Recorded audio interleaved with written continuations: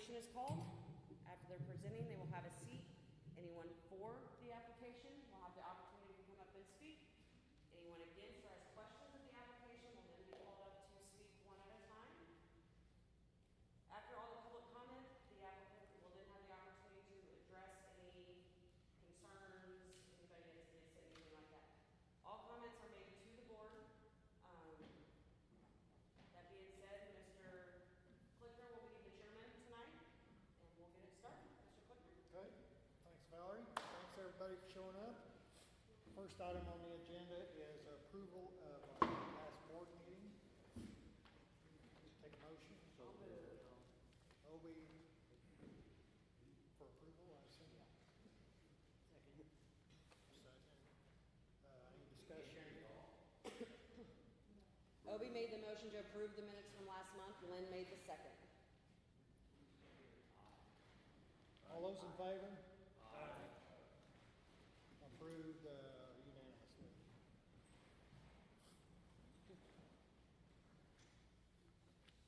First item on the agenda, application 3108. This will be a rezone of 115 acres. That's currently zoned medium industrial, and it's to obtain agriculture zoning. Charles, Kevin, and Shauna Rogers, come up and give your story.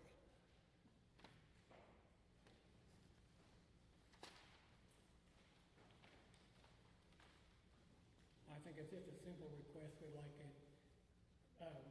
turned back into agricultural.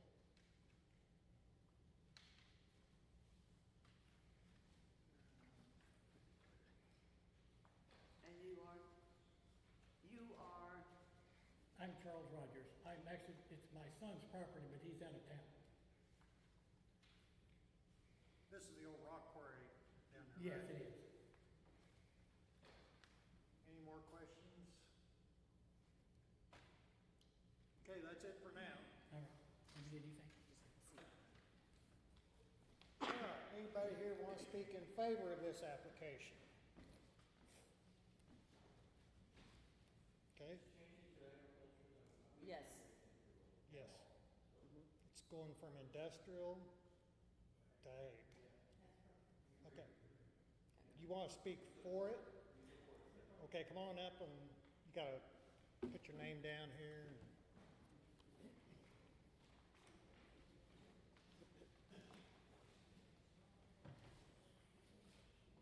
Just your name in here.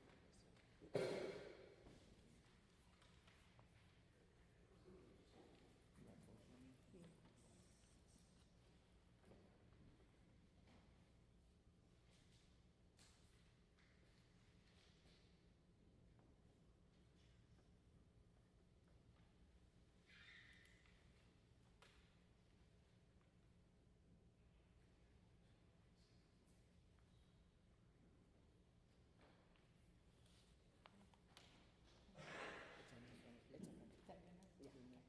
You just state that you're in favor of it. What's your name? Connie and Mark Williams, and we're in favor. Okay. Thank you. Anybody else want to speak in favor of this application? Okay, anybody here want to speak against the application? All right. Any final comments? As you stated, this is the old rock quarry that was located north of Garden City. It's a portion of that old rock quarry. Mr. Rogers and his wife had purchased the property, and their ultimate goal is to build a home out there. There has been a lot of construction going out there, which has had some neighbors concerned due to building a lake, pond, whatever you want to call it, out there. But their intent is to build a home out there. Any questions from the board, or I'll accept the motion at this time.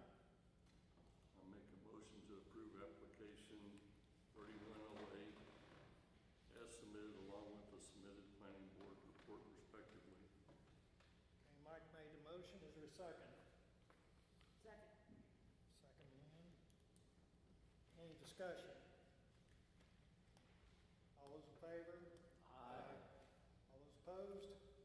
Motion carried unanimously.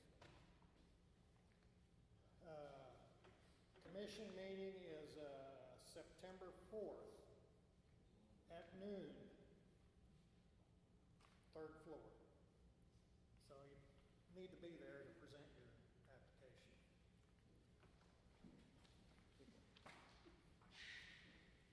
All right, next item, 3109. This is a subdivision, a preliminary and final plat to be known as Clark's Summit. Parent tract of 7.22 acres with zoning of residential rural, and it will be divided into 2 lots, retain residential rural. So it's just basically a lot change. Yep, they're going from one 7.22 acre tract and dividing it into a 3.44 and a 3.78, which both still fall under residential rural zoning. Okay. Applicants Alex Carter on behalf of William and Nicole Clark. Come on up and tell us your story.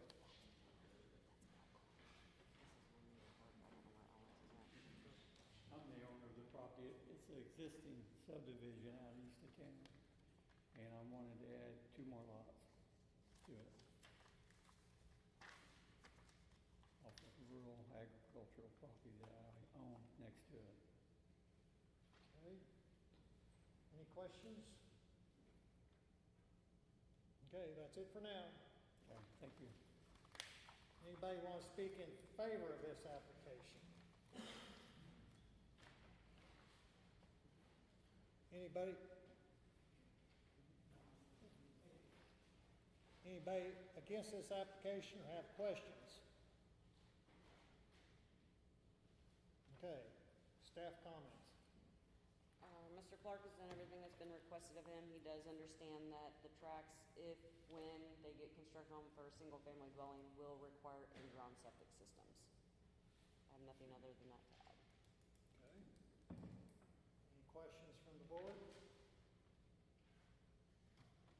I'll take a motion. I'll move to approve application 3109 as submitted along with the county board report respective. Okay, Lynn made the motion. Is there a second? Mike with the second. Any discussion? All those in favor, aye? Aye. Those opposed? Carried unanimously.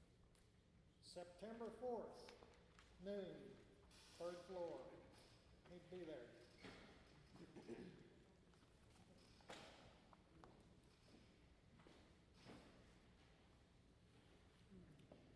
All right, next item, 3110. Rezone and Subdivision, preliminary and final plat to be known as Circle Z Estates. Parent tract 76 acres. It's zoned ag now to be divided into 8 lots consisting of 9.3 more or less acres, 9.6 more or less acres to obtain residential rural. Applicants Jody Shoemaker on behalf of Herbert and Mary Jo Zaganini. Okay. Hello. All right. 8 lots, just east of 291. They're each around 9.6 acres, more or less. They just put in the water line, up to standards of Water District number 9. They've also had contact with MoDOT for all their new entrances. Oh, joy. Mhm. Any questions on the board? Any comments from neighbors to this point? No problem. Anything I think else? the owner went around and spoke to all of them ahead of time. We like that. Okay, well, that's it for now. Anybody else want to speak in favor of this application? Anybody want to speak against this application or have questions? Valerie, staff comments. They have done everything that's been asked of them. As Jody stated, they have already got the water line extended and in for the water district requirements. They did go ahead and reach out to MoDOT for 7 of the entrances that will come off the state route and to Road and Bridge for the entrance that will come off the county road. Board have any questions? I'll accept the motion. I'll make a motion to approve 3110 is submitted along with the planning board report respectively. All right, Obi made a motion to approve. Is there a second? I'll second. Mike with a second. Any discussion? Okay, all those in favor say aye. Aye. Those opposed? Motion carried unanimously. September 4th, noon.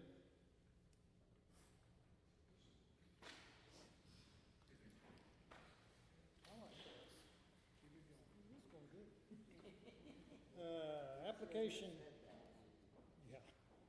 Application 3111, lot split and rezone. Parent tract 140 acres into a 5 more or less acre to obtain residential rural, and 135 acres to retain ag zoning. Robert and Christy Poisel Trust, who's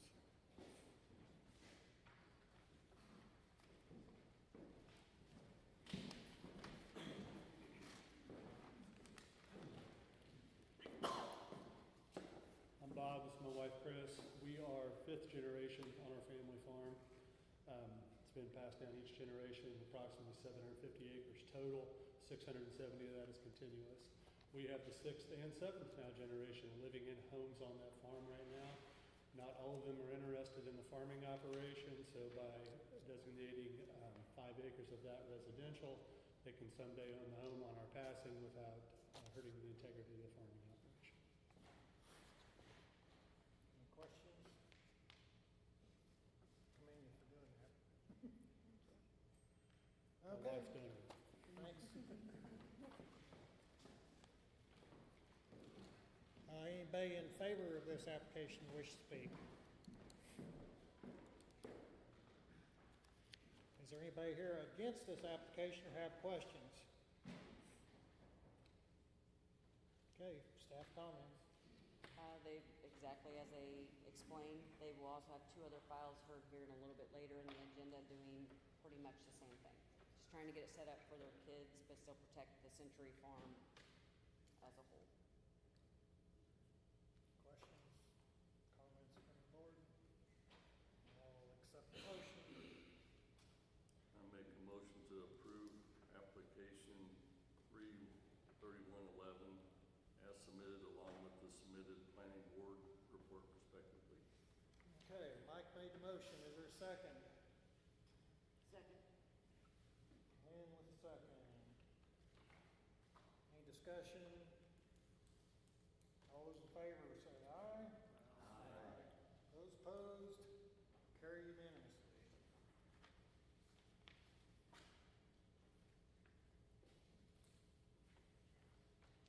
All right, application 3112, lot split and rezone of a parent tract 40 acres that is currently zoned ag into a 3+ or minus acre plot to obtain residential rural, and a 37 acre tract to retain ag zoning.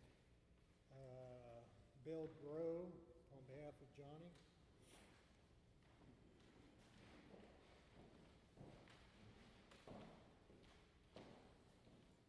What we were doing is a family farm where we were trying to separate, and then 40 acres between me and my 2 sisters.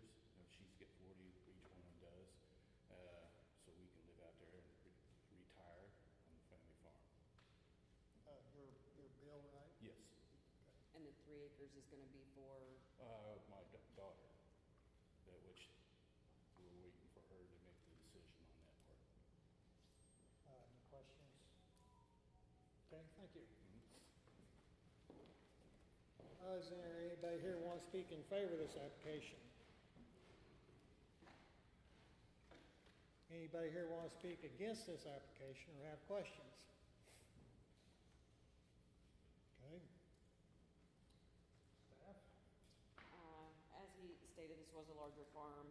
It went through the large lot exemption, which is why these properties have not been before you guys until tonight. With the division that he's wanting to do tonight in hopes that his daughter, moves out there where he will be at, that's the reason for the application. They are aware that the septic, when the house gets built on the 3 acres, will have to be an in-ground system. Questions? Okay, is there a motion? I'll make a motion to approve application 3112 as submitted along with the planning board report. Okay, Lynn made motion. Is there a second? I'll second. Obie, a second. Any discussion? Okay, all those in favor say aye. Aye. Those opposed? Motion carried unanimously.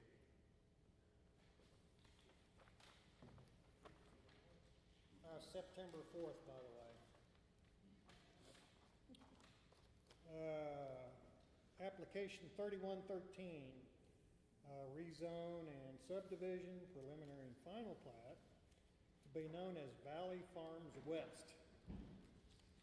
Parent tract 30 acres, more or less, with ag zoning to be divided into 6 lots, consisting of 5 more or less acre tracts, each to obtain residential rural. Steve Warger. Good evening, Steve Warder, 6127 Northwest Pine Ridge Circle, Parkville, Missouri. What we're doing here, and basically this one and another one you have tonight, are part of the same thing. There was an 80-acre tract on the southeast corner of 175th and Gibbons. We broke that up initially into 3 separate lots of 20 and then the leftover. Basically, this is the west side where we're putting 6 5-acre lots. The next one will be on the east side where we're putting 3 6-acre lots. On the 80 acres, we took the middle out of it, and these are the 2 end pieces that we're subdividing for sale. Okay, any questions? Okay. Hang loose for a second. Anybody want to speak in favor of this application? Anybody here want to speak against it or have questions?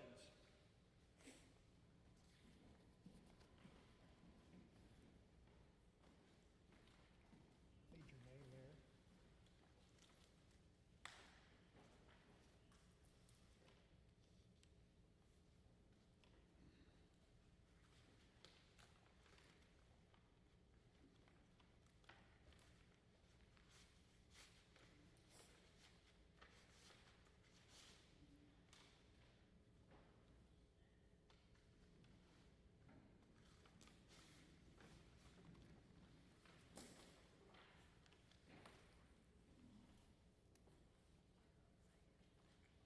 I have lived out here for over 20 years, right next to what used to be Pinedale Horse Farm. I boarded my horse there. I've ridden horses there for over 20 years. Can you hear? You want me to? A little closer, yeah, please.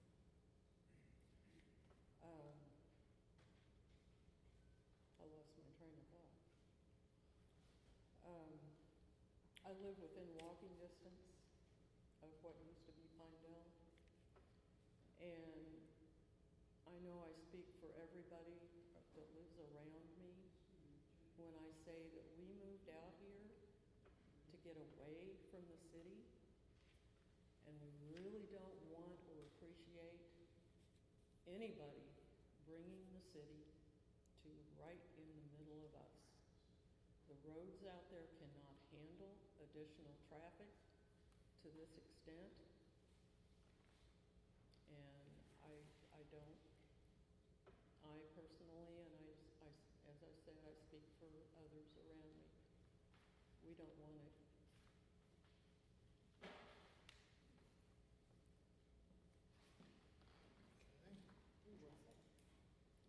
What's your name, ma'am? Patty Miller. Patty Miller.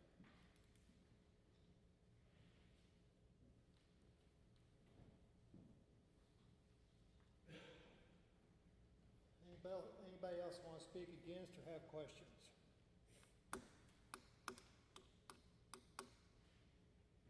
Okay. Do you have anything to? Just again, there was one lot in between these that was 20 acres. There's another 10-acre tract back there, the rest of them are fives. So yes, it is more dense than it was, but it's still large acre tracts.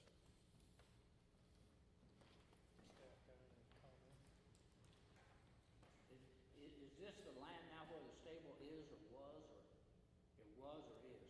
This is the west third of that tract, essentially. Okay, is it still an operating stable?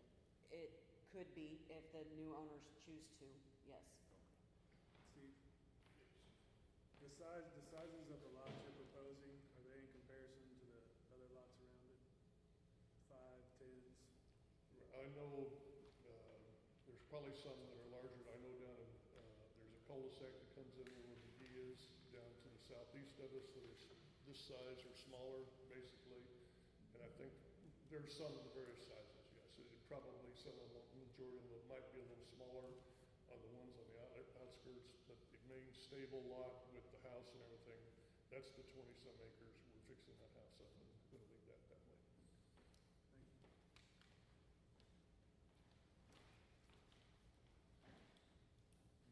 More questions, comments?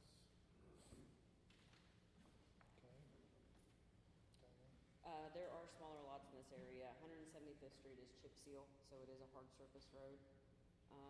Which in this development, the north 3 lots will front on the chip seal road. The other 3 will front on Gibbons. Miss Miller is actually to the east of this property. That is on additional lots in there that are of various sizes, but also similar in size. Okay. Questions, comments, motions?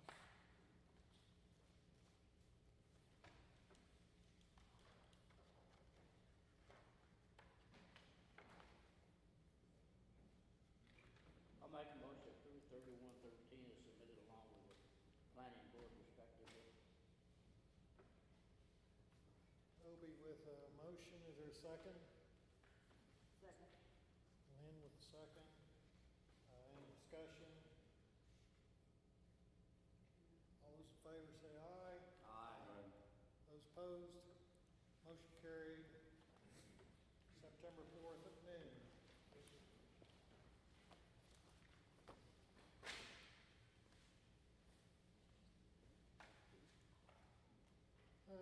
Application 3114, minor subdivision, preliminary final plat, known as Valley Farms East, parent tract 18 acres with residential rural, divided into 2, 6 more or less acres, and 5.9 acre tract, residential rural. Steve again. Just a little follow-up. This is the part I was talking about, is to the east.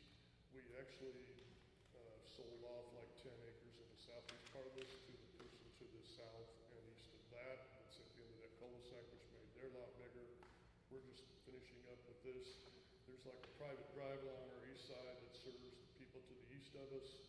And instead of building a road or whatever, we just decided to front on the existing road, which I think not only saved us from having to build the road, but have interference or hurting our neighbors or being basically intruding on anything that they did. So with that, I'll answer your questions. Okay. Is there anybody here who wants to speak in favor of this application? Anybody here want to speak against or have questions? Okay. Any staff comments? This is the east portion, like Steve described. This was roughly 20-ish acres. The neighbor to the south opted to purchase the south 10-ish acres from the workers before it was developed, and they're just requesting the remainder be 3 lots that will front on Chip Seal Road of 175th.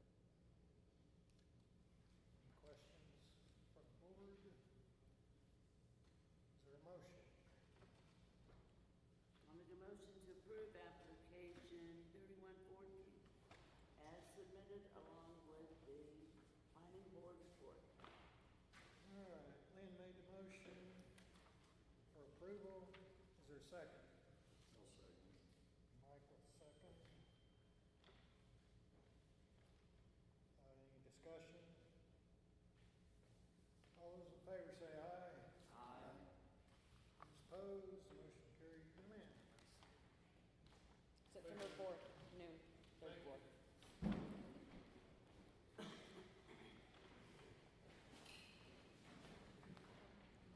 Okay, application 3115. Expand zoning on a parent tract of 8.75 more or less acres with zoning designation medium commercial and a portion of unzoned tract to medium commercial across the entire tract.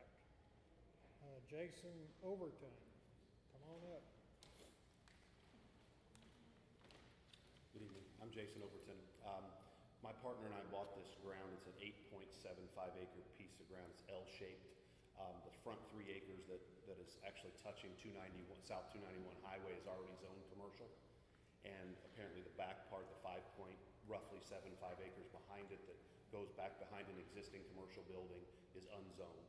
And so we're just trying to continue the existing zoning on the front of the property to the rest of the property so that it's all one continuous piece and it's zoned the same. Okay, any questions? Okay, thank you. Anybody here want to speak in favor of this application? Anybody want to speak against this application or have questions?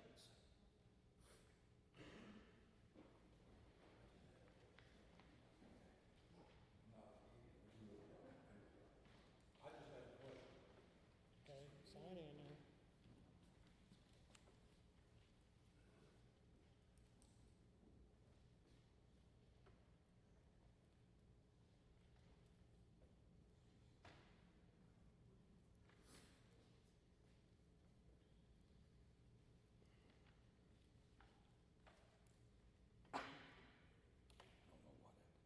It's okay. No, my question merely is, Hey, excuse me, sir. Speak to us. Okay. I'll speak in him. Because he's the one that has the answer, I think. You probably do too. The question is, that I have, is the frontal 3 point whatever acres that is on 291. The other acreage is behind Redford's building, which is also the church. Is that true? Mm-hmm. So Yes. we're not expanding any, The property is already existing. That tract itself is existing, but when they did the zoning years ago, they only did the front part instead of the whole piece. I understand when they did that. But I just wanted to make sure it wrapped around Yes, it does. There you go. Redford's property. Yeah. So here's 291. Okay, So this is where the church in Redford's building is at, right. and this goes like this. Okay, so there is property back here. Mm-hmm.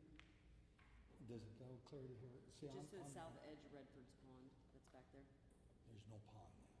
Well, There used to be. where it used to be, yeah, yeah, Okay. Because Redford owns this over here now, Yeah. right? yeah, here you go. So here is a visual of it. So here is the church in Redford's office. This is Redford's storage lot. This blue is the piece that he is looking at, continuing the zoning. Yeah. Yeah. It doesn't affect me. Because I love Redford as a neighbor. Okay.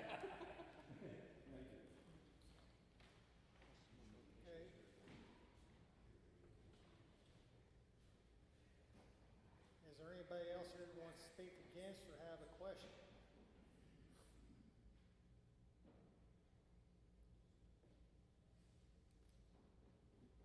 What was his name? Donald Shillings. Mr. Shillings, you got your question answered? Yes. Okay. All right, staff, Donald? Kind of like I stated, Mr. Schillings, originally when this property was zoned, they only did the front portion of it. Over time, those boundaries of the properties had changed, but they didn't expand the zoning to cover the entire tract. This is just cleaning that mishap up. Questions from the board? I'll accept a motion. I'll make a motion to approve application 3115 as submitted with the submitted planning board report respectively. Okay, Mike with a motion. Is there a second? Second. Obi with second. Is there any discussion? All right, all those in favor say aye. Aye. Those opposed, motion carried unanimously.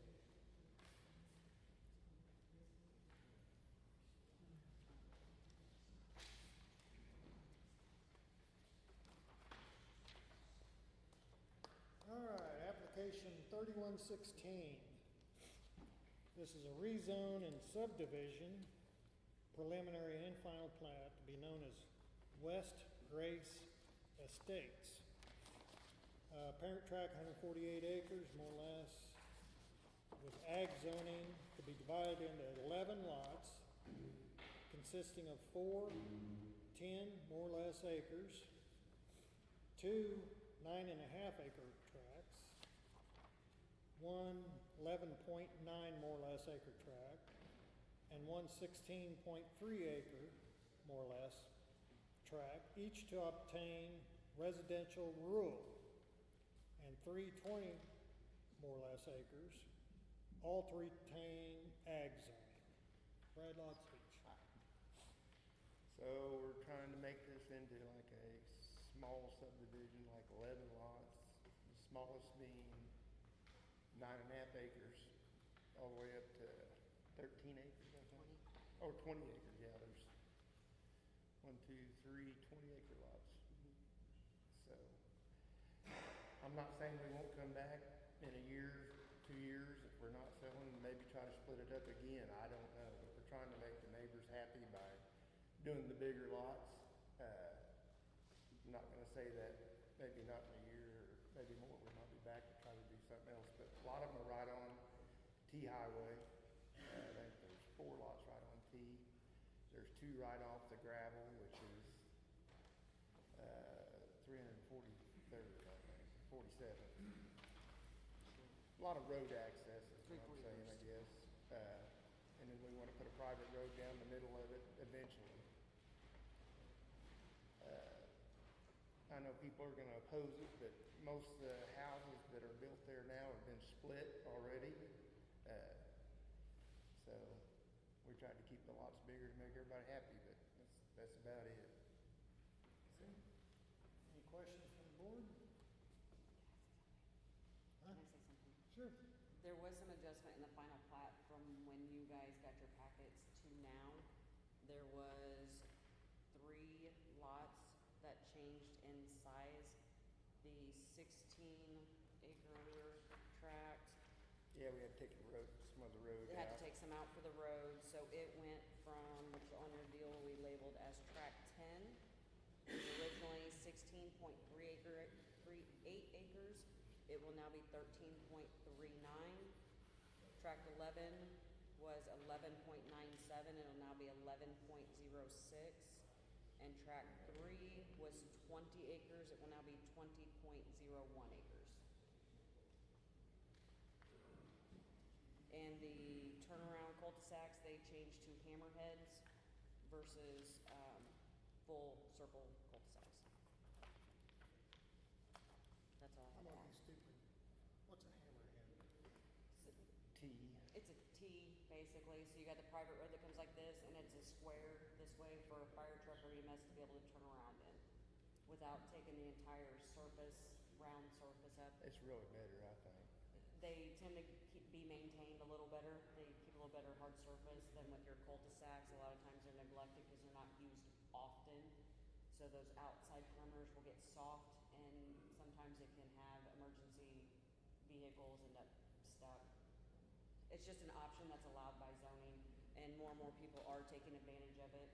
It does cause the fire truck to have to physically turn around, but it seems to give them a better surface to turn around on.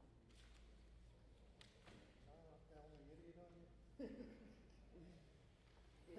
Any questions from the board? Okay. Hang loose for now. Okay. Anybody want to speak in favor of this application? In favor? Are you in favor? Against it, I guess, at the same time, because we have some questions about it, so I'm not real sure whether we need to vote. We'll catch you. Come on out.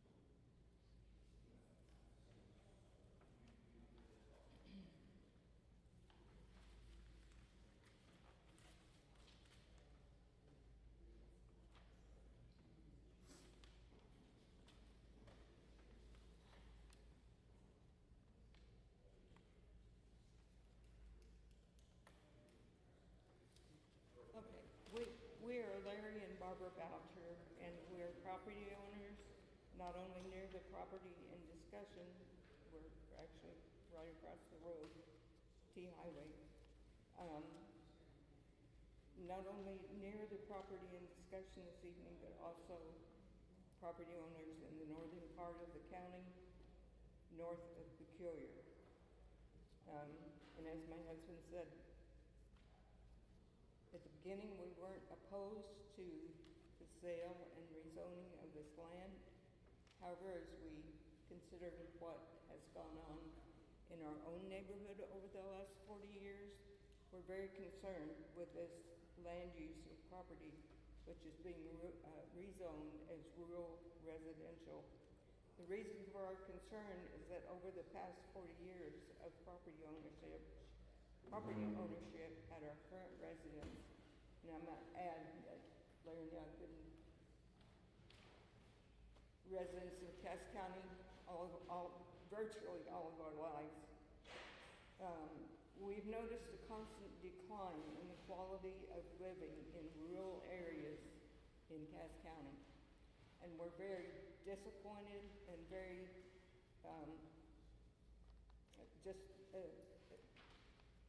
almost in unbelief about some of the things that are happening. The reason we believe this is happening is that when a property is sold as rural residential, it seems any business endeavor that the owners want to undertake is okay with the county. An example of this is that a gravel truck business is located on 3 to 5 acres right around the corner from us, right in our residential area, and a number of automotive repair businesses also are right in the middle of the homes of people with 3 to 5 acres, and time doesn't permit the mention of lawn care businesses and any other endeavors that you want to mention. If this property in question tonight is rezoned and any kind of business can be operated from the owners of this land, it would definitely affect the value of our property across the road. We're actually talking about a family farm that Larry and his brother grew up on. We don't know what time's going to bring and what changes are going to be made in our family situation as far as that farm and that land is concerned. But it is very special to us. The solution to this growing problem of businesses on residentially zoned property could be solved by the county if restrictions were put in place and observed by landowners. Personally, there are a number of homeowners who are already living with county zoning, which seems to have no meaning to them. The rural residential, that is, rural residential property used for any kind of business at the expense of property values surrounding it. When someone puts a automotive business next to our home, which they haven't yet, but nothing stopping them as far as I know, it's gonna bring our property values down as well as everybody else's. Therefore, our question is, how will this board and/or commissioners assure us that we won't have a trucking company across the road?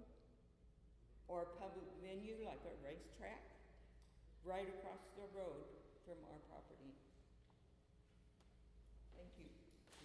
It seems like in our situation, this has just came up and there's not been very much information about where the entrance to this subdivision might be. I know it's not gonna be off the gravel road, so where it's gonna be is gonna be right in front of our property, I think. No, it's not. So, and The and entrance is off the gravel road.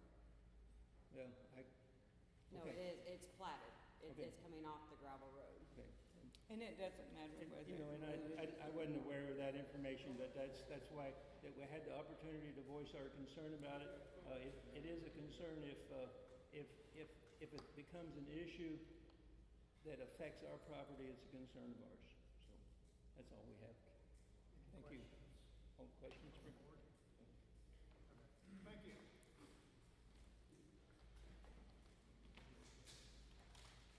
Anybody else like to speak against this or have questions?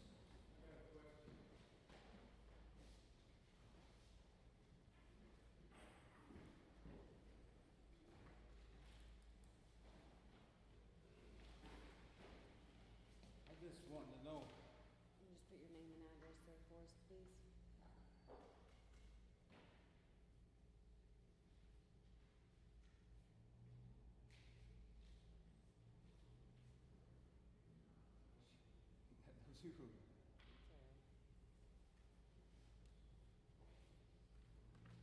That's good. I just wonder how many acres can they divide it down to? I mean, they got 10 acres and 20 acres and tomorrow they get a chance to sell it for another $1,000 an acre and they're gonna go in there and rezone it again and have, is it 2 acres, 5 acres, or 10? It used to be, every day you turn around, it's a different amount. And he's talking about the gravel road, and I don't know what they've done, what they've decided to do or nothing about it. But you said they wasn't gonna have no gravel, no entrances? They will off the gravel road for the Well, what are road. they putting culverts in the road there for then? That was for the road. They were talking about the road that's gonna come in for these, and that's coming in off the gravel. These entrances would be handled by MoDOT. Well, they didn't put the culverts over on T Highway for no reason. That's handled through MoDOT though, that's not at the county level. That's where the 20-acre tracts are Well, then, gonna but be it's at. affecting them is to get into their property. Okay, I mean, you know, like this, I don't know, what, 10, 15, 20 acres? And tomorrow they're gonna say, damn, I can get another $1,000 for this, let's split this son of a bitch up again 3 or 4 times. And I thought at one time they couldn't put but so many culverts on T Highway and so many feet. and That's what I was told. That's a MoDOT issue. We don't Well- have that. That would be something through the state. Okay. Yeah, we But couldn't they're handle not, they're that. not gonna come across the 100 acres to get to the, to get over to T Highway when they come in from the east. When they come, is this the way it's laid? Yeah, here's T Highway, towards me is north. Okay. But they're not gonna come from way over here to get over here to this guy's property. No, that's the private road that they're putting in over here, Right For down these through, right down pieces. through the middle of it. essentially, Yeah. yeah. Okay. Yeah. Is there a limit on the number of acres that, as of right now, that a residential area can have in Cass County? Yes, there is. And that's what? 3 acres is minimum with an in-ground septic system, 5 acres or more for a lagoon.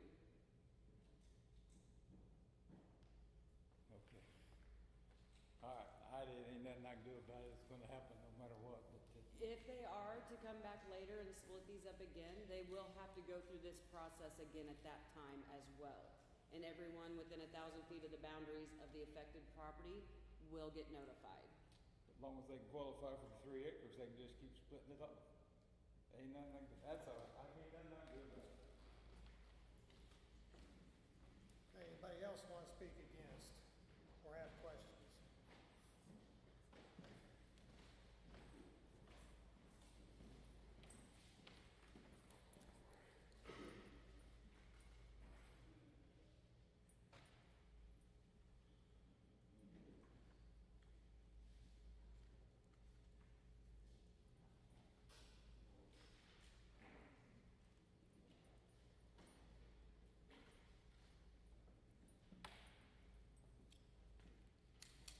My name is Carter Barner. I'm kind of related to Dennis did. They come to me and told me when they bought the property they were going to do 20-acre lots, and now it's 9 acres. We don't know if it's going to be 16. We don't know if it's going to be 13. They keep fluctuating up and down what they're going to do. 20-acre lots really ain't that big of a deal, but now we're starting to talk about 3 and 5 acre lots on this property. That's a lot more traffic and stuff out there. B Highway from Archie to T is trash already. Of course, that's a MoDOT problem. You guys don't have anything to do with that. B Highway is the same way. It gets a lot of heavy traffic and stuff. So we just want confirmation, and we don't want to see 3 and 5 acre lots. They're already talking about that now. They've dropped down from 20 to 9 to whatever. So that's what I want to say. Any questions from the board? In order to drop back down, they'll have to start this whole process all over. I understand that, but they just come in or start the process over and just keep dropping, whatever they feel like doing. And you guys are probably gonna pass it. I mean, it's tax dollars in the county's pocket, so. There's more tax dollars for residential. Okay, thank you.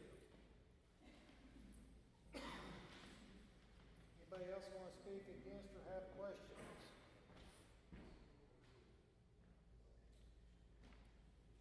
Okay, that closes the public part. Valerie. Oh, wait a minute. Brad, where's Brad? Okay, you want to come up and address some concerns like people putting business in and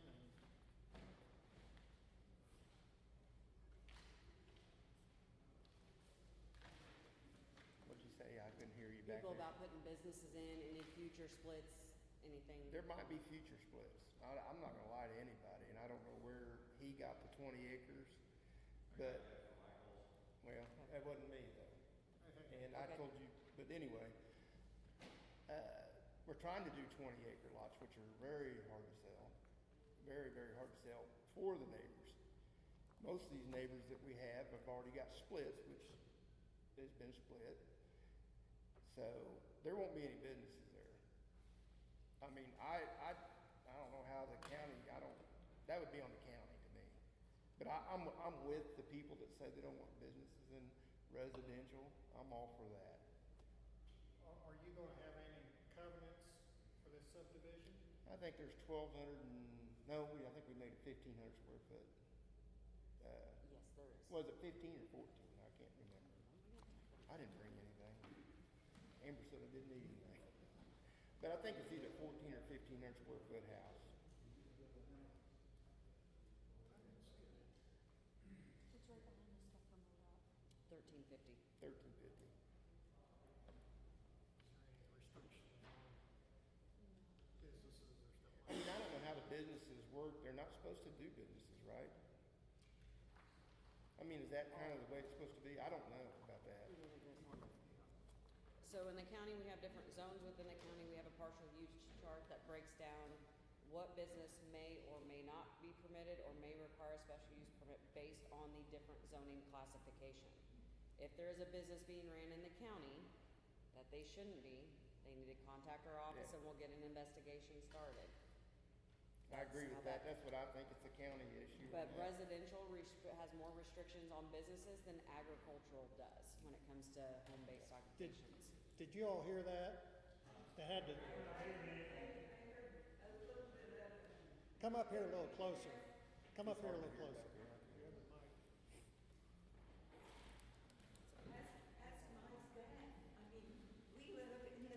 Okay, Hey, okay. hey, let Valerie explain the process about running a business here. It's not true.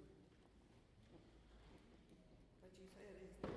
We are a class 1 zone county in Cass County. We do have rules, regulations, and ordinances in place that does address businesses.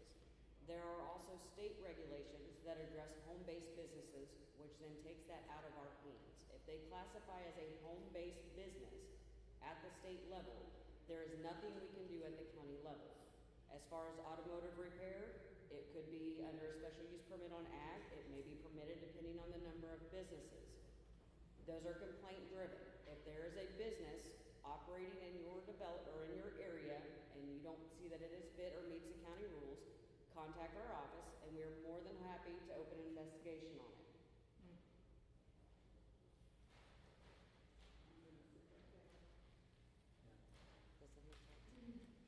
Okay, that answered questions on businesses. What size did you say the houses, was there a restriction on the size of the houses and the homes could be? 1350. 1,350 is the minimum square footage that they put in their covenants and restrictions. So can I buy 20 acres and put my trailer house on it, or on my? Manufactured or modular homes are permitted in Cass County. There's a minimum of that 1,000 square foot of finished space area. They must be in 1976 or newer. If it is a modular home, they are constructed on a permanent foundation, either crawl space or basement. Manufactured homes have multiple foundation and anchoring options. Could be a crawl space, could be a basement, could be piers. There are several options for manufactured homes. I mean, you see a lot of houses being built and then all of a sudden their son puts in a little shack right beside of it and now there's three families living in one, on one thing and, you know, I know that's happened 2 or 3 places right down there by us. Have you contacted our office in regards to that? I didn't do nothing, they won't do nothing about it anyhow. We They did will. a long time ago and they tried and nothing ever happened. We know, I am the new director of the zoning department, and things have changed in our department. We have changed our rules and regulations throughout the county to help with that and help to protect neighbors from the properties around them. I don't know, I just. Okay, moving on. I think we got that answer. Thank you. I just wanna make sure you guys that, you know, that in maybe a year, 2 years, or maybe a year, 2 years, I don't like to lie to anybody, I might come back in a couple of years, or maybe a year, I don't know, and try to split it again. Right now, we're trying to do 20 to make everybody happy, so. Well, don't say 20. Well, along the main, Yeah.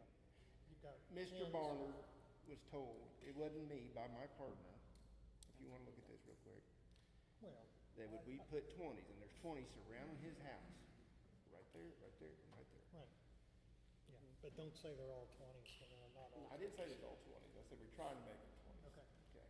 thank you. Staff?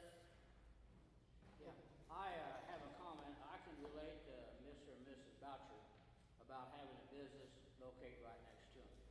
So I would like to emphasize that any business that's not a home-based business, before they can go in within a residential area, will have to come back through the board here and get it approved, which may or may not happen. Okay. Valerie, staff comments? Is there anything else you want me to address? I was trying to address it as it was going on. Sounds good. Any questions from the board? Comments? Else, how about a motion?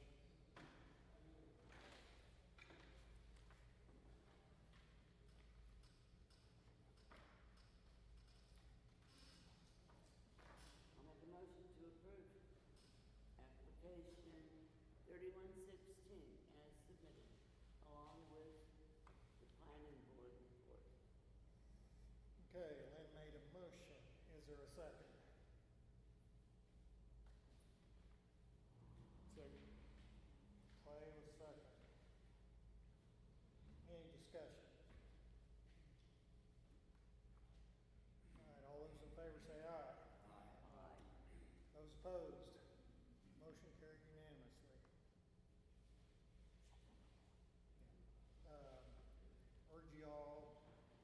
September 4th at noon, third floor courthouse, let your opinions be known. We are a recommending body. The county commission has final say.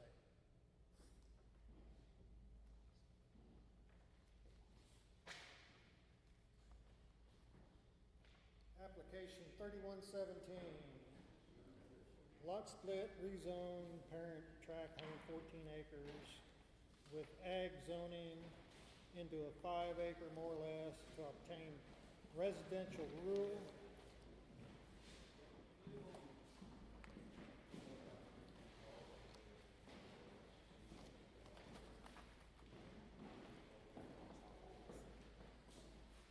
Let them get out, get a little quieter.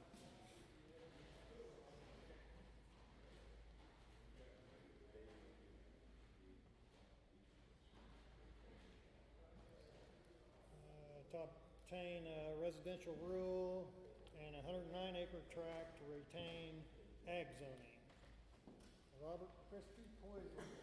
Yes, this is the north end of our farm. This is actually our house, so it would provide us with the ability to leave the house to a descendant and maintain the grazing system farming operation as it is. Any questions from the board? All right. Anybody want to speak in favor of this application? Anybody want to speak against this application or have questions? Valerie? Similar to the last application, they're just getting everything set up to retain or to protect the operation of the farm as a whole, but give one of the future generations the opportunity to have the home itself, if when that time comes. Okay. Board questions, comments? I'll entertain a motion. I'll make a motion to approve application 3117 as submitted, along with the submitted planning board report respectively. All right, Mike made the motion. Is there a second? Second. Ann was second. Any discussion? All those in favor say aye. Those opposed, motion carried unanimously. September 4th at noon, third floor. Here's the next one too. Oh, okay. 3118. Another deal, another lot split, rezone, 80 acres into a 5 more or less acre tract to obtain residential rural and 75 acre more or less to retain ag zoning. Yes, this is the far east piece of property of the continuous acreage that we have. There's no plans at this point to build a house or anything like that on this property, but it sets it up for future generations. If generation 6 isn't interested, maybe 7 will be. So. Okay, anybody in favor want to speak? Anybody opposed or want to ask questions? Okay. Staff, now, same thing? Same thing. They have a century farm and they're just looking to be proactive in protecting the farming operations as a whole. All right, any questions from the board? I'll take a motion. I'll make a motion to approve application 3118 as submitted, along with the planning board report. All right, Lynn made the motion. Is there a second? I'll second. Mike with a second. Any discussion? All those in favor say aye. Aye. Those opposed, motion carried unanimously. Still September 4th at noon on the third floor. Please be there. All right, application 3119 has been withdrawn. I guess we need a motion to withdraw this application. Acknowledging it. We just need to acknowledge that it was withdrawn by the applicant. I'll make a motion to approve the withdrawal of application 3119 since it was withdrawn by the applicant. Is there a second?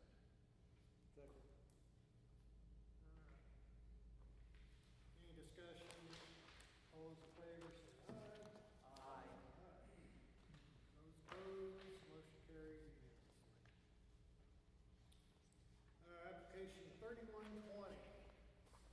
This is a rezone of parent tract, 10 acres more or less, with residential rural, and want to change it to medium commercial.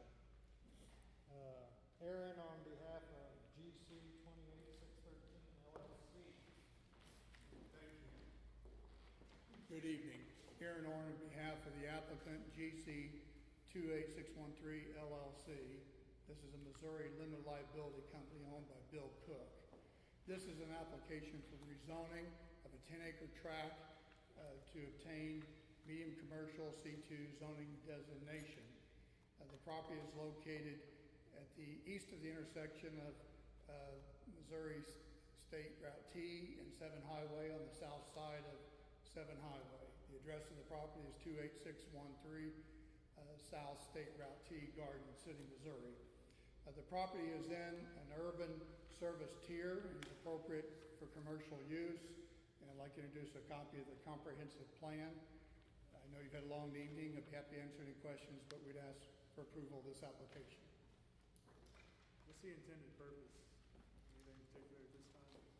It will remain the use that's been of the property commissioner, which is research, it's agriculture research of big yield U.S. is a business in there. So, but that use would remain. Clay, it was zoned agriculture, and they did some lot line adjustment to readjust the farm lines, which in turn, it was permitted when it was zoned ag. Since they've adjusted that lines, it's not permitted on residential rule. They want to continue the use, but in order to do so, they got to rezone it to the proper zoning.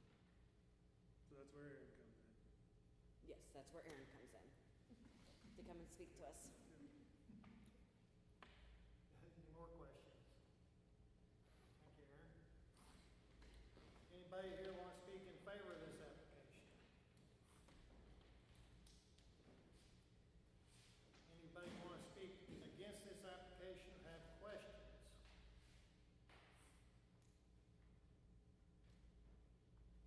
Seeing none, Val, you got any words of wisdom? No, just what I stated. It was, the use prior to was permitted on ag.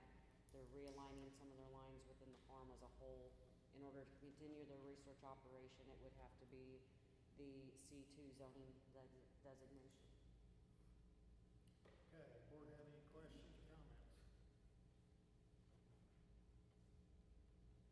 I'll entertain a motion. I'll make a motion to approve application 3120 as submitted along with the planning board report respectively. All right, Obie made the motion. Is there a second? Second. Lynn was second. Any discussion? All right, all those in favor say aye. Aye. Those opposed? Motion carried unanimously. September 4th.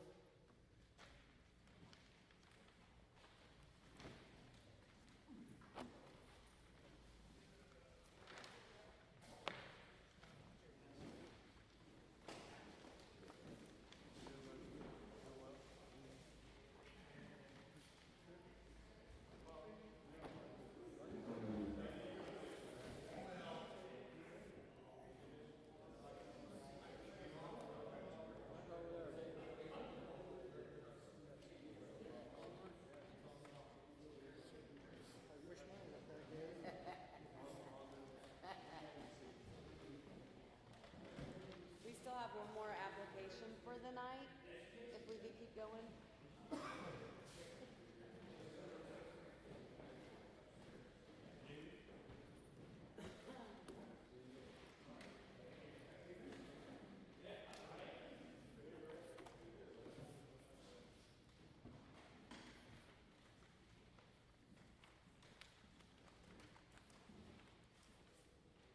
All right, continuing on. What's the application? 3097. Which one? 3097. 3097.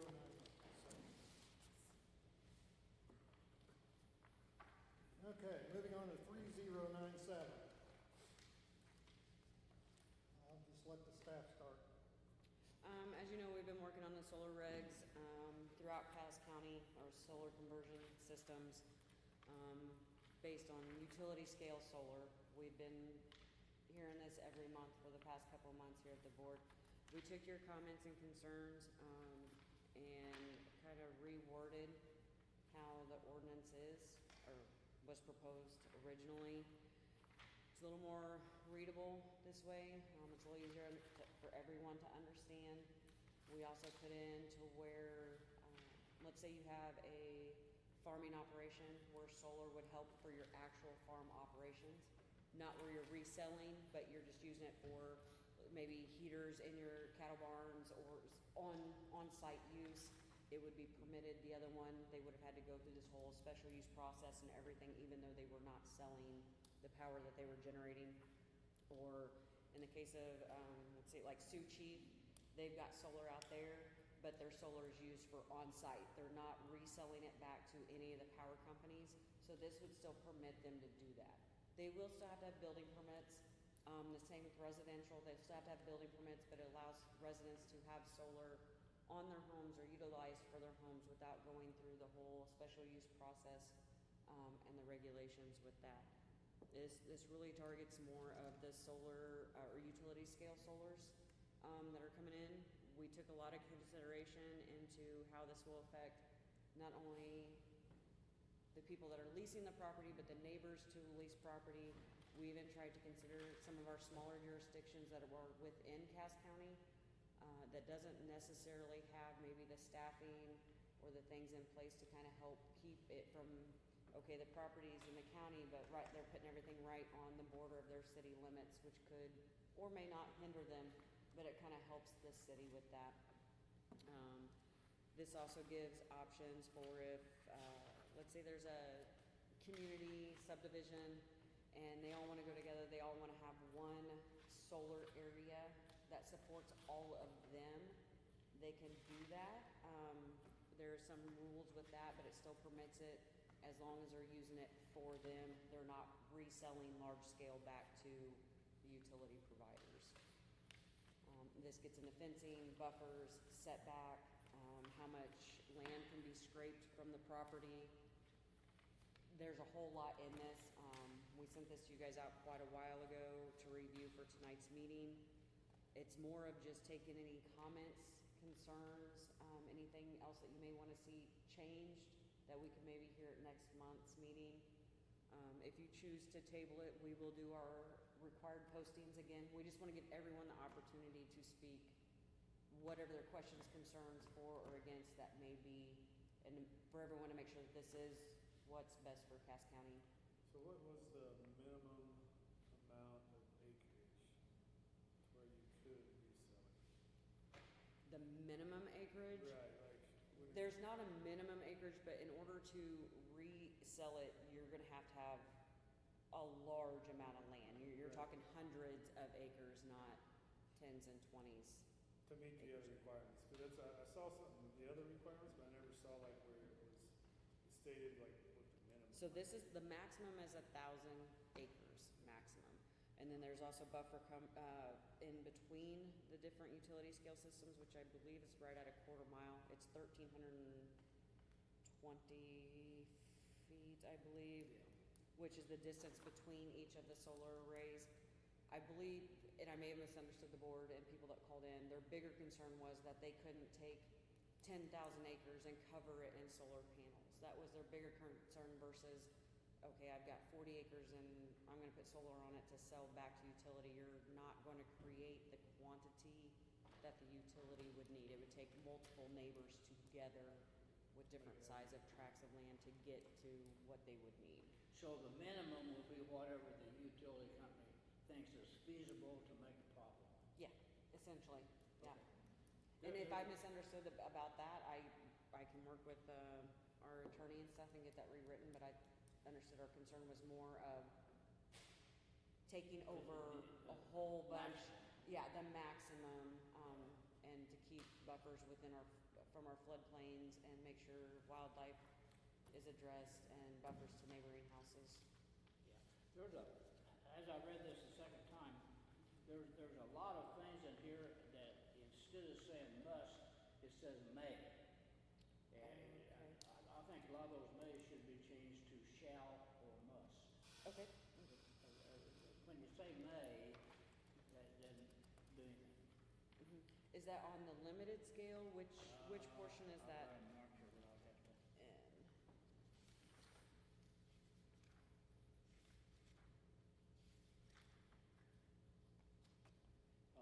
On page 8 is one, on J,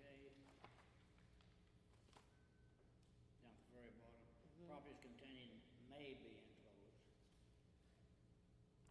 So that means that's, and then on the next page,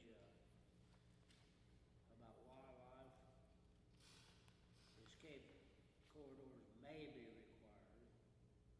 And then right down on number 2, electrical communication equipment may be fenced. There's just so many mays in here that it,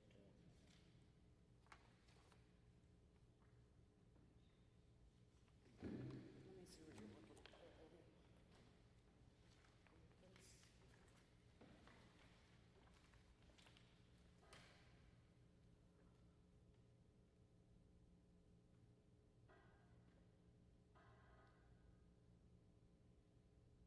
see where we, Yeah, and that's what that says, it may be, we may require that as part of the special use permit. So this is the guidelines of what they're gonna have to come through with, but I do see where, I mean, if you as a board would like to see that, where it says it shall be. I would like to, I mean, that eliminates the whole thing. And, I have one more question on page 4.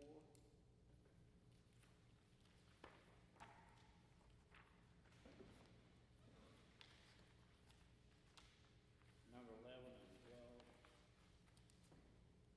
This, you know, I read in here that, you know, they may go on for 25 years.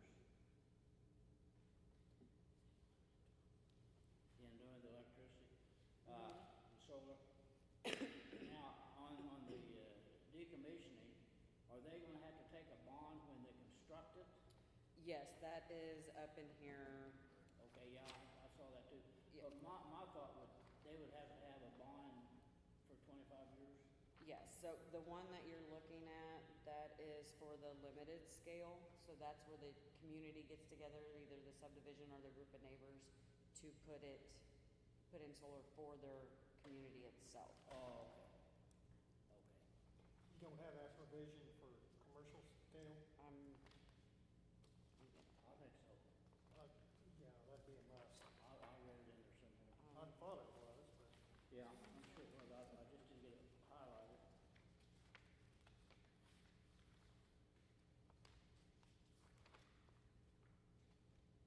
Well, page 3, item number 2, it says limited scale and commercial scale. So that would cover that. That would cover both of them, yeah.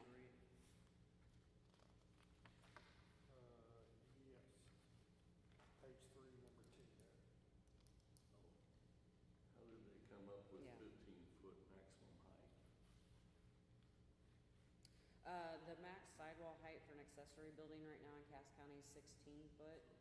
It was just to kind of stay consistent with that visual horizon. That's We with- can change with it. tilted or, Yeah, so that would be the max height. So if they're at full tilt, that's the highest that it could be. just curious, it just, were they planting on everything underneath it? A lot of the plantings that are done, the agrogalactics, they are more of a hand pick type plant. They're not gonna be high enough for combines or large tractors or anything like that to get under for the They're still agrogalactics. gonna farm underneath it? They could. More research has showed that they do primarily native grasses instead, or depending on what the spacing is, if they're the auto tilts for the sun, the way they come in, they may plant fruit trees in there where that are hand-picked fruit trees, things along that nature. Is more of what you see. That doesn't mean that's all that you could see planted in there. Is there a minimum amount of land, space from the ground that it has to be? That is more dictated off the tilt, so depending on the lay of the land, you wanna hit that 30 to 33 degree angle with your solar panels. So depending on if it's on a slope or if it's more flat ground, will determine that height from the ground, but there's not necessarily a minimum. Page 9, item number 5. Mm-hmm. Am I understanding that to read a 25-foot buffer around the property lines? Mm-hmm. I think it needs to be more than that. 25 feet is not much. That's for screening. So that buffer area will include minimal features necessary to provide adequate buffer in order to minimize land disturbance, berms, fences, vegetation, things of that nature.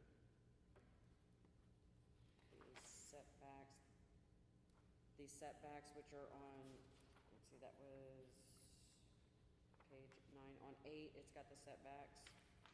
So they all have to be located within compliance with that setback for that zoning district.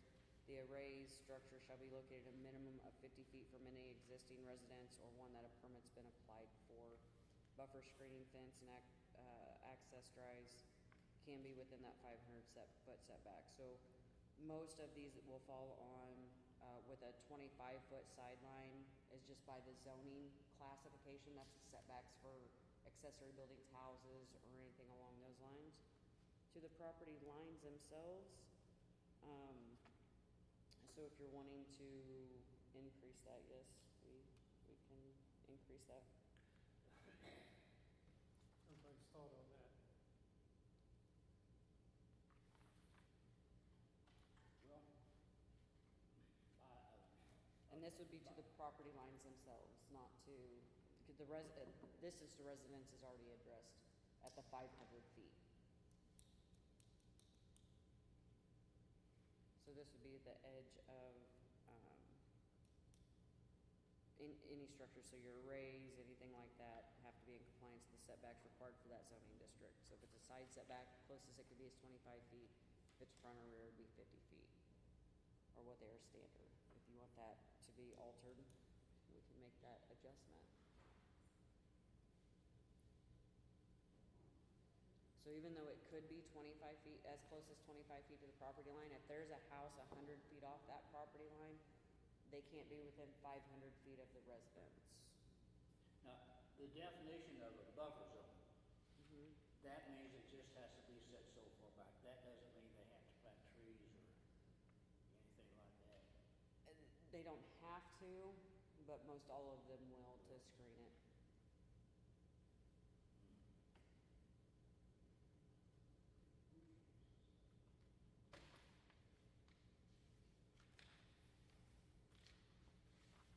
And even with that 500-foot setback, if I'm a neighboring property owner and I feel that that's ridiculous for whatever reason, I'm okay with them being closer to my property line, I can sign a waiver to that company stating that I am okay with them being closer than 500 feet.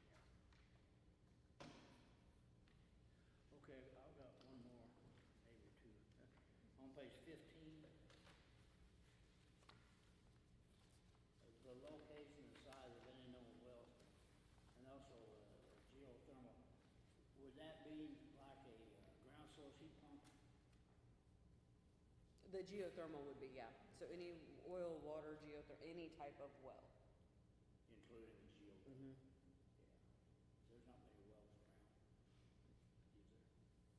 around, is there? There are a lot of wells in Cass County. Really? Whether gas or oil or water, there are a lot, yeah.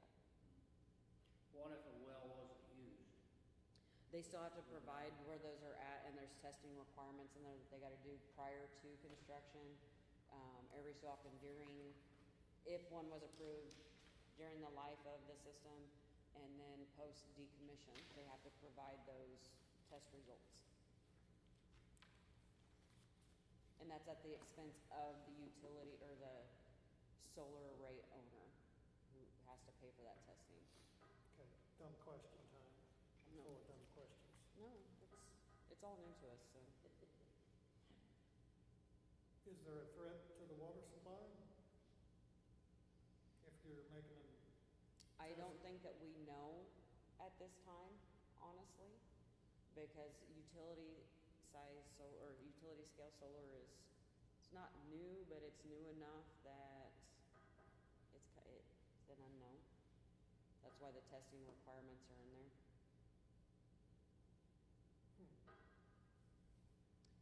The potential, my understanding, and I'm not an expert on this, I was hoping that they would be here tonight.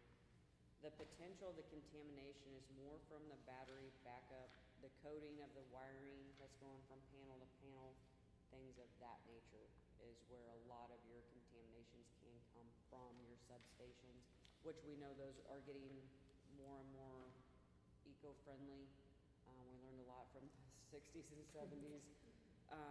But I cannot stand here and say that there is no risk or that there is a huge risk, because I am not an expert in that. I know one of the jurisdictions that we spoke with, they did a lot of research on this.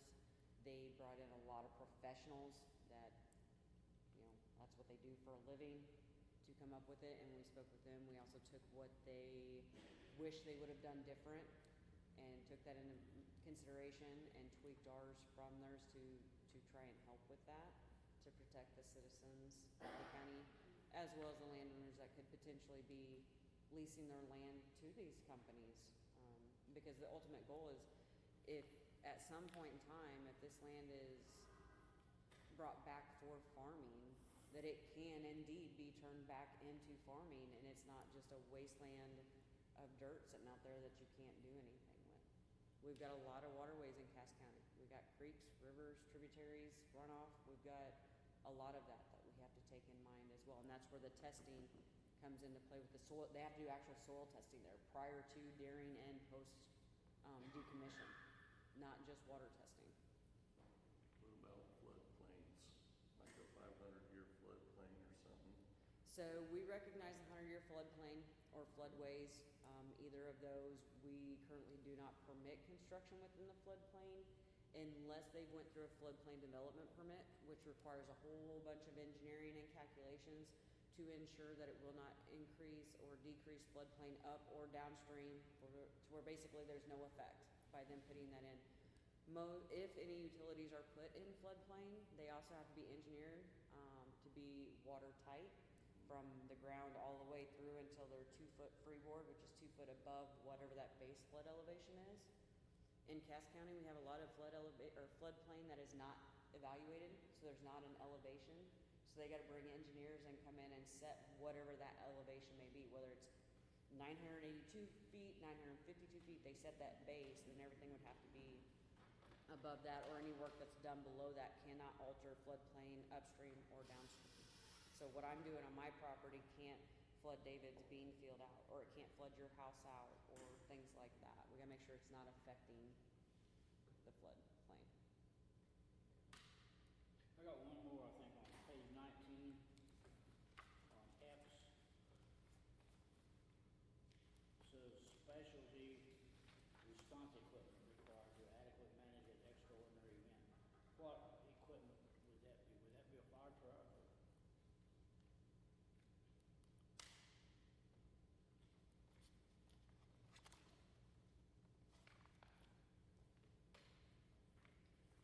So that would be, some of the battery backups have suppression systems built into them that are monitored 24/7. So if the batteries overheat for whatever reason, they catch fire, it extinguishes it. Okay. They're gonna be responsible for repairing that, because once that suppression is set off, it has to be repaired. It's kind of like a sprinkler head in a hotel. Once it's went off, you have to replace it. They will be responsible for replacing that. Or if there's something that maybe the local fire district needs, if there was an event out there that's special to solar, they would have to provide that to that emergency personnel. Typically with any type of substation, electrical, explosives, things of that nature, you do not fight that fire. You prevent the spread. You don't go in and you start dousing it with water or any other kind of chemicals. That most all of them are even stated at the road, do not extinguish with water. Just you're keeping it from spreading outside of wherever you're containing it is what you're doing. You're just containing it to that area. You have to let it burn out is generally what has to happen. So a sprinkler system wouldn't do any good unless it had chemical On the batteries, it's a foam, chemical. yeah, it's kinda like what you, airplane hangers and stuff have it just like suffocates it. Removes the oxygen out of the air. More comments, questions? You folks have any questions, comments? Okay, come on up.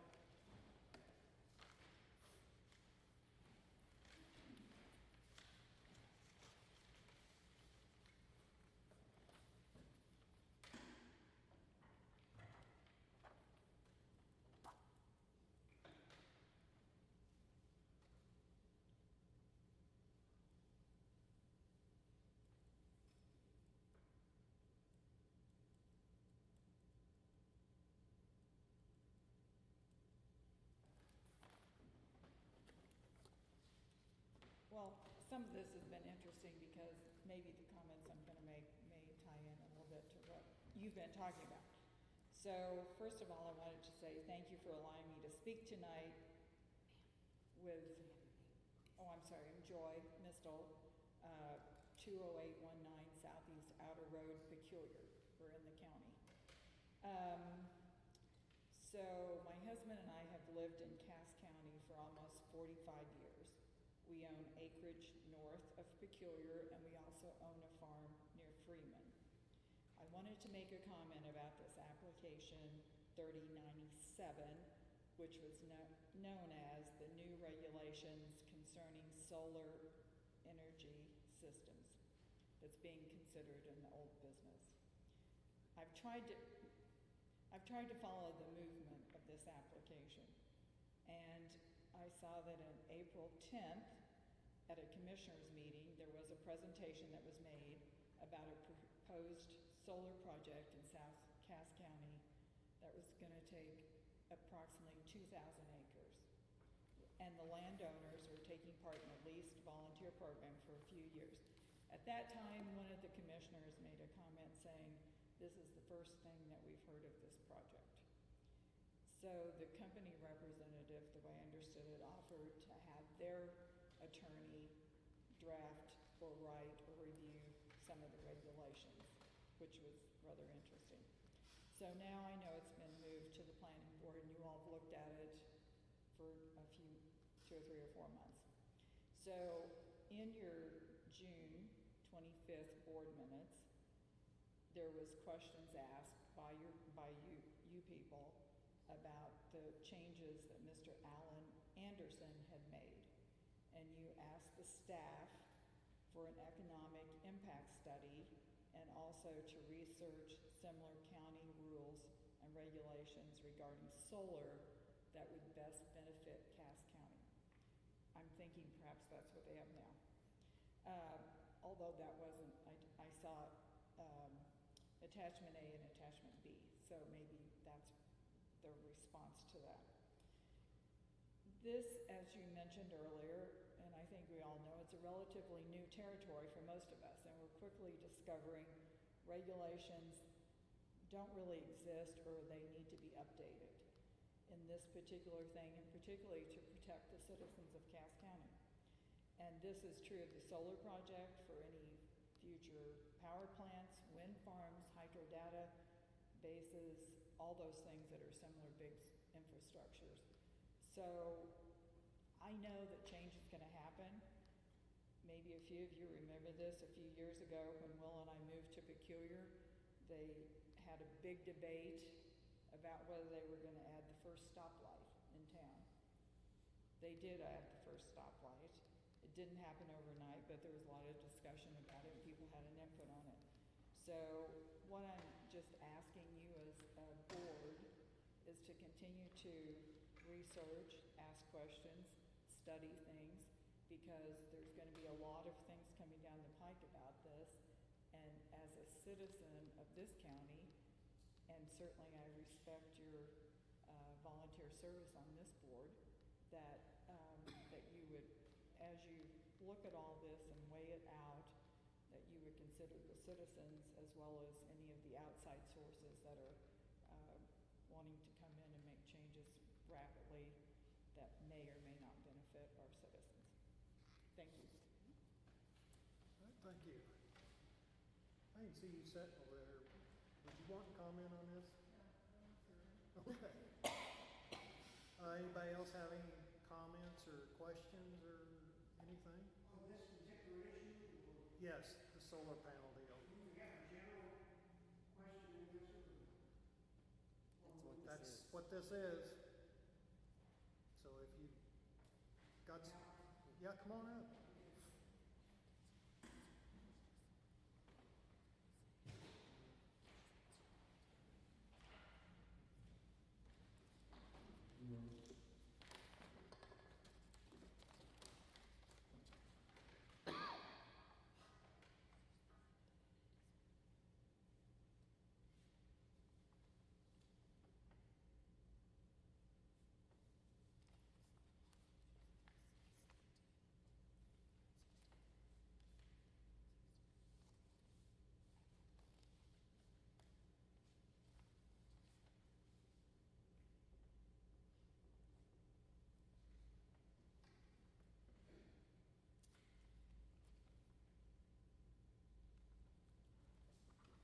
Thank you. My name is Rick Manfredi, and I live, I have a peculiar address. Sorry, every time I say that, I amuse myself. But anyway, I have a peculiar address, but I live in the county. About 2006, 2008, a company by the name of Aquila started a power plant, which the Cass County filed a suit against the Aquila for building the plant without proper zoning. I don't know if anybody was around then, but it was ultimately settled by Senate Bill 270, where the plant would operate with 3 turbines instead of Plan 6, and operate at a lower decibel rating. Right now, the people that live around that now Evergy on Harper Road are concerned because there is a proposal before the city of Peculiar to build a hyper data center, which could possibly be enormous, consisting of 17 buildings that would consume power generation of up to 75,000 homes. Enormous. And why we are concerned as citizens living around both the Evergy plant and this diode center is the health problems that could, I'm 75, it's not going to hurt my health. But if you have run 80-foot high-powered towers over people's homes by eminent domain, it could affect those children's health, either heart radiation from that high power. There's going to be a noise associated with that and water runoff. And the 6 aldermen last week of Peculiar have a moratorium on the zoning for this construction, and they're looking at it, which is a good thing. But my question is twofold. Do you have any authority for planning and zoning for this operation, even though it's in the city of Peculiar? This is strictly on the solar panel. Well, yeah, and that's what it's. We have no jurisdiction over anything within the city limits of Peculiar. Okay. My other question, I'm sorry for interrupting with the solar. I thought it was more I could ask a general question, but I'll be very quick. Have you heard of any planned construction or expansion of the plant of Evergy, in the county, about 3 miles south, or correction, yeah, 3 miles south of Peculiar, that was involved in the litigation back in 2008.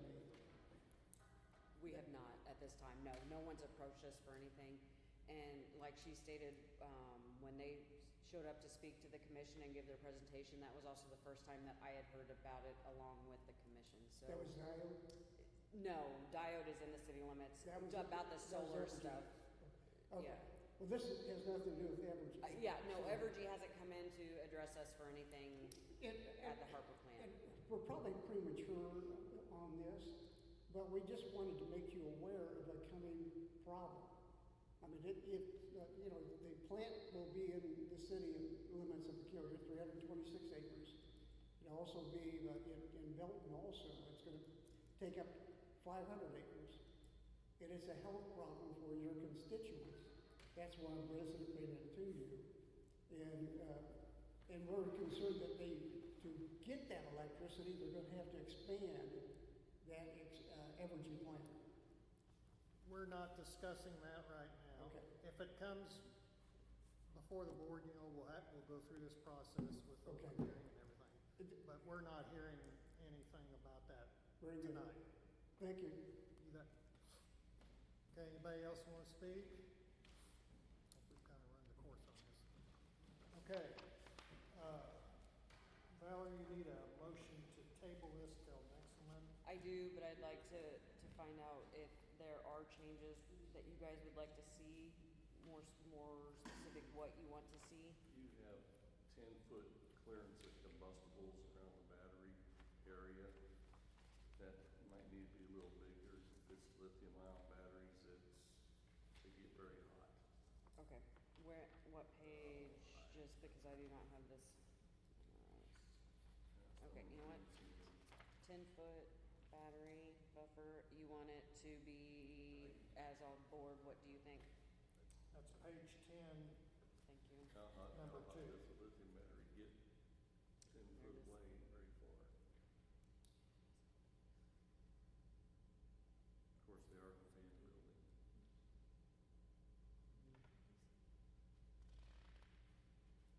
Do you think 25 foot would be better, or would that be enough?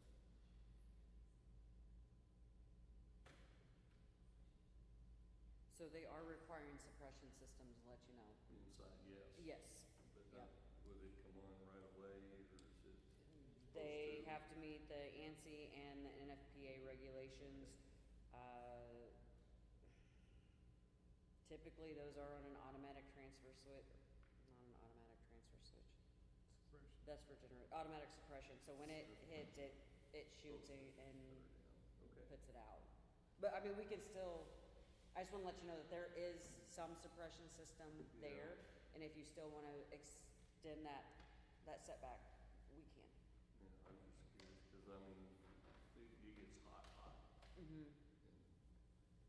It might not take much for it to take off. That's true. So, or maybe something outside the water, I don't know. But just 10 foot did not seem like very much. Well, just make it 20 and strike a happy medium. What do you mean? Go for it. You don't like that? Okay. What about the setbacks to property lines that Obi brought up earlier? So most of them will be 25, right, currently, it'd be 25 from side property lines, 50 foot from the front and rear. There's the 500 setbacks to residents, either existing or permits have been applied for. Do we want to have more than that?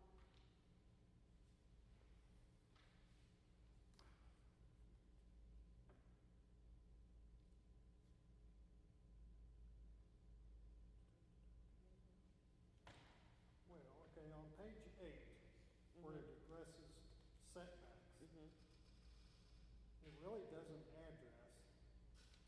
No, so they have to be in compliance with the setbacks required for that zoning district. So right now, our zoning districts from residential up through agriculture is 25 foot for side, 50 for front and rear.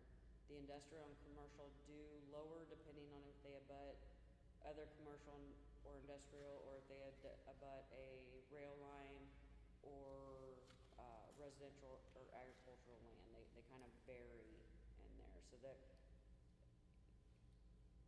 Well, it's it gonna be a put nightmare for you all on keeping setbacks separate for everything. It But can be, let's- but we do that daily now with our different zoning districts, but yeah, it could be as little as 0 setback if it's an I industrial. think you need to have, Wait a minute, let me look at this. It's in page 8. we're on page 8, setbacks. Oh, okay. God, And also on the commercial utility scale, they would only be permitted on ag with a special use permit, I-1, 2, or 3 with a special use permit. So if they're zoned residential, any of the residentials, C1, C2, they will not be permitted to go in on those at the utility scale. The limited scales, like the neighbors getting together to do one, it would require an SUP on ag or residential rule, and then C1 through I3. And if it's just personal use for just them, then it would be permitted across all zoning districts. So the closest it could be would be 25 feet, essentially, but that, that's way too close, okay. my opinion. What's everybody think? That's residential. It'll be agricultural, I-1, 2, or 3. It would have to be the underlying zoning that would be required in order for them to make application. 25. Is that setback from the, Property line. which is like if you're going down the road, that's the middle of the road? Not always. It'd be 50 feet from that property. It'd be 50 feet from that property line, but it may be in the middle of the road, it may be off the road, depending on if there was, when the right-of-ways were done and how they were done. But for a good get, yeah, 50 feet from center road could be pretty common. So they could be basically right at the road right away. If I'm understanding it right. I think on farmland, it probably goes to the middle of the road with it. And then on your subdivision, it's probably right of way, is that correct? I still think you need to have a, Where does it say 25 feet on those? That's just our underlying, like our underlaying setbacks already for like those zoning districts. So like for ag and like residential, for front and back property lines, which is typically where the road is, and then that back property line is 50 feet. And then the sides are typically 25. 20, okay. Mhm. So it's unstated. Right, we'd have to go back to the underlining and zoning class and verify those, so it'd be on a case-by-case basis, unless you wanna set an actual distance. If you're gonna take it on farmland, your farmland goes to the middle of the road. Or if it's in a subdivision, it goes from the right of way.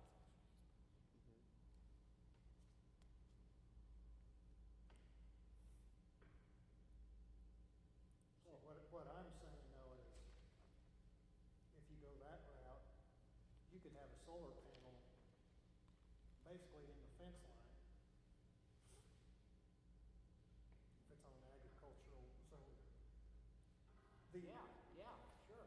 This is gonna be an SUP, correct? Yes, Right. yes. Okay. So we can store it out then. So potentially it could be something that's in the special use permit, like if they come through for it, you guys could even put out there like, hey, as a condition, what if you put, it needs to be X away from.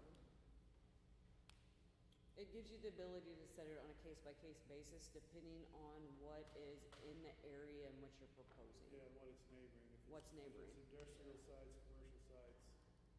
If it's You could, residential sites, agriculture, right there around it. right, but depending- you could go with the limited space on industrial, commercial sites. Or if, they're out of the floodplain, but across the road is the Grand River, and it's all floodplain, so having a setback of 152, 300 feet, whatever you guys would want it to be, from the property line when there's literally nothing other than farming that could go on over there. And if you feel that it would affect the farming, then you still could consider that setback.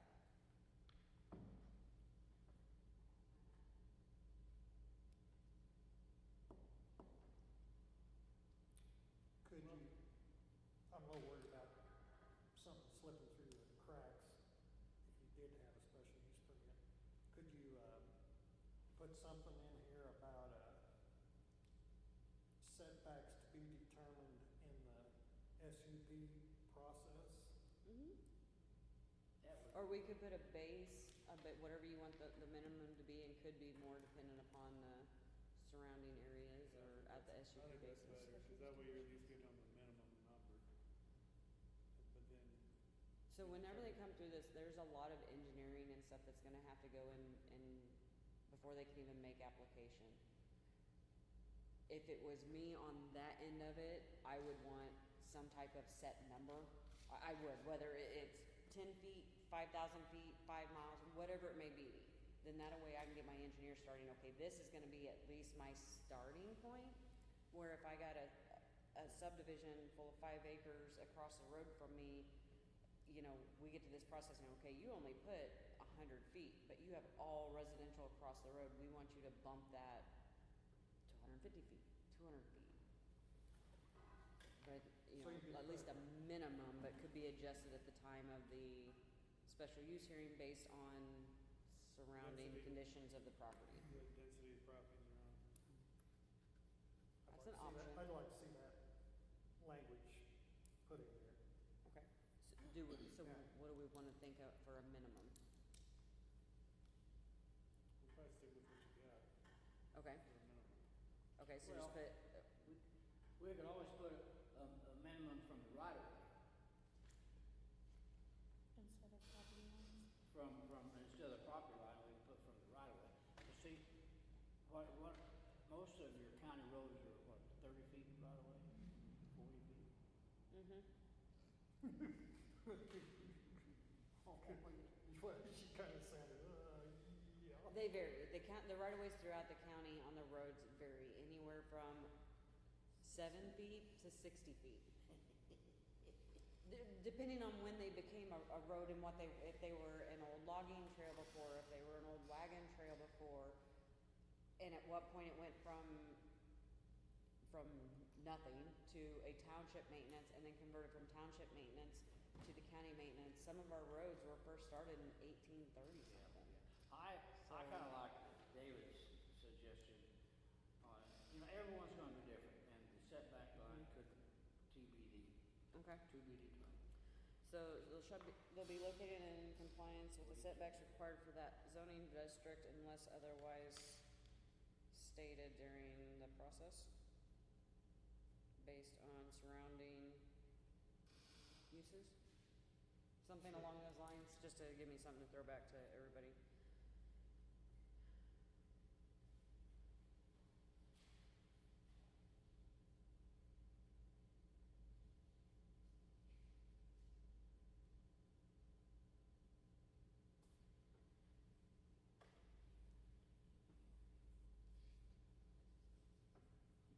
What are you laughing at? She's making fun of my handwriting. Oh, okay. Her handwriting It's sucks. terrible. It is terrible. Okay, so, Anybody got anything else? you wanna, Obi, you had mentioned something about the fencing, that it shall be fenced with chain link fence topped with barbed wire, when such measures are deemed necessary to ensure public safety and provide additional security, for the equipment. So instead of maybe, you want it to say shall? If you 'Cause say I know may, from- most people are not gonna do it, because it costs money. Right. But if you say shall or must, I think shall is Shall be. more of a, word to use than must. Must seems to be kind of domineering, whereas shall. So on number 1, they're really encouraging wildlife-friendly wiring, fencing is really what they're encouraging, but if there's certain equipment that needs a little bit more security is when they get into the chain link fence part of it. So you want it to say shall, as a whole, the board's wanting it to say there will be identifiable fencing around all of it, regardless. Does the county have maps of all the underground pipes and stuff run through the county? So we don't have our own map, but we utilize the National Pipeline Association's online maps of where all the different pipelines are. And we can actually, anybody can, it's open to the public, you can click on it, you can find out whose pipeline it is, what it's carrying, contact information for that specific section of line. And we do utilize that often, especially if we're helping people, whether it be development, and we look at the overview, and we've done it long enough that looking at the overview of the map, you can kind of see where the lines are at, or I've lived here my entire life, so I know where a majority of them are. So we utilize their mapping system to be like, okay, oh, well, I thought it went this way and then turned, but it actually cuts a little bit further and goes around. So we don't have a map, but we utilize the national map for it. They have to have their right of way for. Yeah, and they have to keep it clear, and we deal with the pipelines on a pretty regular basis, especially when it comes to floodplain, where they're crossing different waterways or where they need to do a recoding because it's been so long since it's been done. Or they gotta put in a grounding system. The grounding systems only are good for so long, so every so many years they come in to replace them, and they come into our department, they get us all the paperwork. The pipelines work with us very regularly and very well.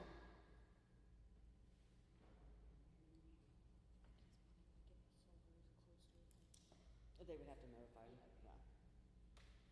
Typically, if anything goes around a pipeline or an electrical line or anything, we tell them you need to contact them first to find out what their setbacks and stuff are, so that you're not impeding on that to where then they're gonna come back and get in trouble from them for it. And about 10 or 15 years ago, the pipelines in particular came through and put sensors in on all their lines. So if there's any digging within a certain distance of that pipeline, they get notified, they send out choppers overhead. They know it very, very quickly and get it stopped, so it's a pretty crazy system. And it's a pretty good distance on each side of their pipeline too. It's about a 300-foot swath at minimum across the top of their pipelines. They go crazy during farming season. Yeah, yeah. Some of our septic installers have been caught off guard, and they were they were outside of their easement, but it was right along that sensor line, and yeah, they're out there in their mini hose and stuff, and all of a sudden there's a chopper flying over, and then people are coming up and, what are you doing? Yeah, it's given some of them quite a scare, but you know, it's reassuring to know that there is that type of sensor out there to help prevent any type of pipelines from being. So can you close the border? Okay. We can't close the border. Got everything? Shall be on the fencing, the noting for the setbacks.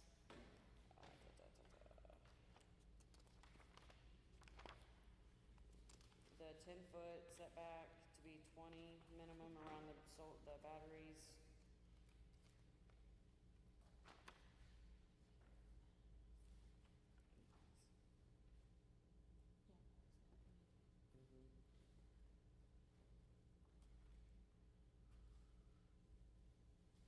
There was also a maximum, I believe we went over, of 1,000 acres within an SUP, and then the distance setback of 1,320 feet, and that is how the crow flies. So it's not, okay, we're doing one here, but we're going down and around the block. That is not the 1,320. It is from the two closest points, aerial-wise. Okay. I think we got that taken care of. We need a motion to table this until our September board meeting. September 24th. September 24th. Anybody? Come on, Clay. No, I'm saving mine. I'll move the table. What is it, 39? Right, there you go. September 20th. Is there a second? Second. discussion? All those in favor? Aye. Opposed? Motion carried unanimously. Any other business? I have nothing unless you guys have anything for us. Motion to adjourn. Clay made the motion to adjourn. Second. Obie second. All those in favor? Aye. Those opposed? Carried unanimously. I felt sorry for Aaron sitting over